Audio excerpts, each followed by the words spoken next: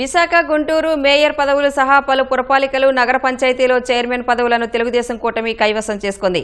విశాఖ మేయర్గా పీలా శ్రీనివాసరావు ఏకగ్రీవంగా ఎన్నికయ్యారు. ఈ నెల 19న జరిగిన అవిశ్వాస తీర్మానంలో కూటమి గెలవగా జీవీఎంసీ మేయర్ కోసం ఇవాళ ఎన్నిక నిర్వహించారు. శ్రీనివాసరావు గెలిచినట్టు జాయింట్ కలెక్టర్ మయూర్ అశోక్ ప్రకటించారు. గుంటూరు మేయర్ పదవి కోసం జరిగిన ఎన్నికల్లో తెలుగుదేశం నేత కోవెలమూడి రవీంద్ర గెలుపొందారు. ఈ ఎన్నికల్లో 56 మంది కౌన్సిల్ సభ్యులు, 7 ఎక్స్ అఫీషియో సభ్యులు ఓటు వేశారు. కోవెలమూడికి అనుకూలంగా 34 మంది, వైసీపీ అభ్యర్థి వెంకటరెడ్డికి 27 ఓట్లు పడ్డాయి.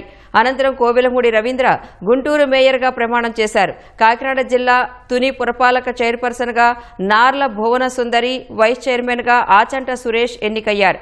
కుప్పం మున్సిపల్ చైర్మన్ పదవికి సెల్వరాజ్ ఎన్నికయ్యారు. పల్నాడు జిల్లా మాచర్ల మున్సిపల్ వైస్ చైర్మన్గా మాదార్ సాహిబ్ ఏకగ్రీవంగా ఎన్నికయ్యారు. పాలకొండ నగర పంచాయతీ చైర్పర్సన్గా ఆకుల మల్లీశ్వరి ఎన్నికయ్యారు.